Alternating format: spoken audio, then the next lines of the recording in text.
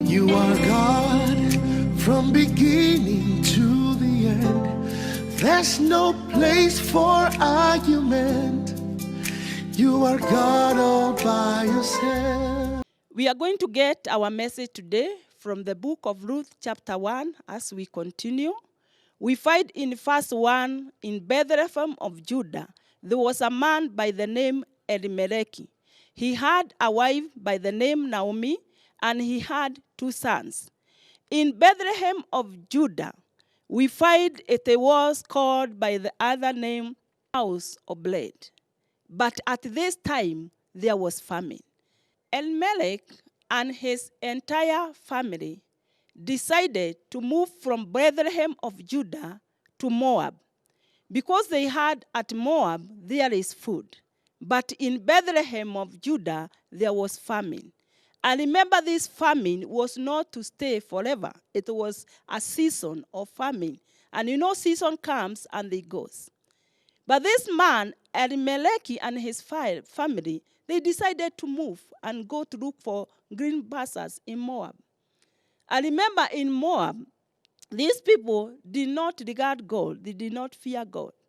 They served and sacrificed to idols. And when he went there, he was a stranger in that land. And my Bible tells me, while they were there, they stayed here for 10 years.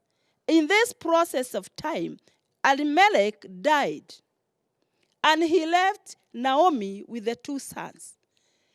In the process of time, the 2 sons married daughters of Moabites. That was Orpah and Ruth. But in the process of time, the 2 sons died. And when they died, these 2 daughters of Moabites, they had not given children. So Naomi was left with the strangers, the 2 daughters of Moab. And it was very sad for Naomi, because she went full in the land of Moab, husband, and the 2 sons. And now the family had increased. But instead of multiplying and growing bigger, her family decreased by losing a husband and losing the 2 sons. But in that time, Naomi heard that the Bethlehem of Judah, God has visited that land with the bread. And now she looked unto her life and decided, now, there's no need of me staying again in Moab. Let me go back to my native land, Bethlehem, because God has visited them. I'll be there, and I know God will be with me. And she called the 2 daughters and told them, my daughters-in-law, my time has come. I want to go back to my land. And these daughters cried so bitterly and told Naomi, how do you leave us here? But one of them, Orpah, decided to go back. But Ruth said, no. Naomi, you are my mother-in-law. Wherever you go, I will go. Wherever you die, I will die. Wherever you be buried, I will be buried. Your God shall be my God. And Naomi asked Ruth, how do you follow me? I'm old. I cannot get a son. And this son, you cannot wait for him to grow up until you get married to him. And Naomi accepted. And when they were far, about to reach Bethlehem, the people of Bethlehem knew Naomi. And they rushed to Naomi. And you know, Naomi's name means pleasant. They started shouting to Naomi, oh, pleasant, you have come back to us.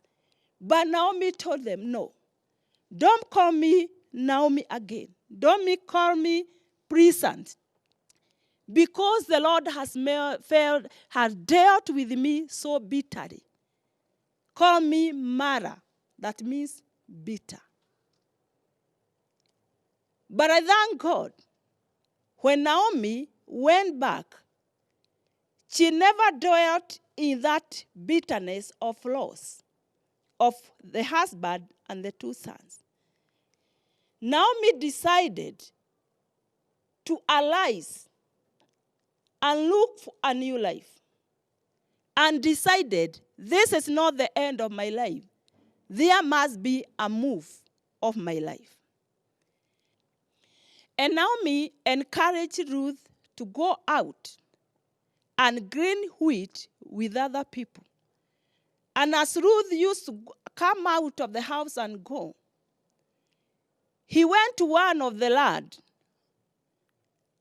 of a man by the name Boaz, who was a relative to Naomi. And Ruth found favor in his sight. Naomi decided, I must alive and receive a new life for my family. My husband is gone, my sons are gone. Here I have my daughter-in-law. I must get her somebody to marry her, so that the name of my family shall continue. It was something which was not very normal to most of us. But Naomi rose to a new life and told Ruth, today, wake up, wash yourself clean, put off your best dress, put on a perfume, the best oil, wear the best shoes, and go. In the evening, when Boaz sleeps, go and sleep at the end of his feet. And when he asks, who are you? Say, you are my daughter. Praise the Lord. My view may be, you are there. You may have lost your job. You have lost your relationship. You have been in a relationship, it has gone. You have lost your family. You have lost your husband. You lost your parents who were so dear to your life. The life has made you to be very bitter. But we are saying it's not our time to dwell in that bitterness. It's a time to arise and receive the newness of the Lord in your life. I know it's bitter. It's not sweet. It's very sour. But we are not going to dwell there. We are going to eager Naomi. Though she was old, she looked up and made a decision to rise up and make sure her family is not forgotten.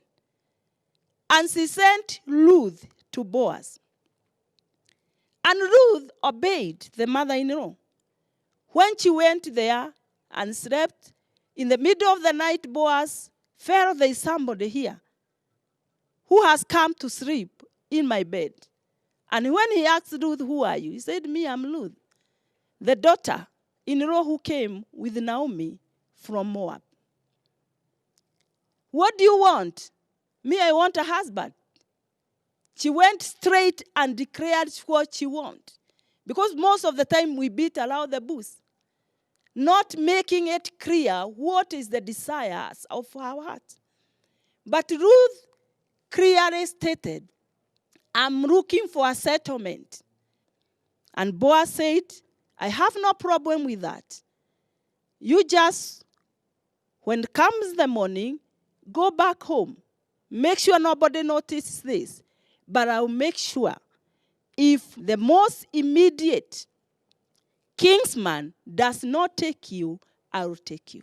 Now, my viewer, I would like to encourage you. There is no bitterness that is beyond the knowledge of God. There is no bitterness that is beyond the mercies of God. There is no bitterness that is beyond the grace of God. Our God is there for us. When we allow ourselves to shake off that bitterness, remove that jacket of bitterness and arise, you are going to receive a new life. Because the Bible tells me if it's a job, one door closes, God opens another one. Any kind of a loss, God is able to replace it. Because God is a God of restoration. Believe with me that God is going to restore whatever you have lost in life. And may God bless you. You are God from beginning to the end. There's no place for argument. You are God all by yourself.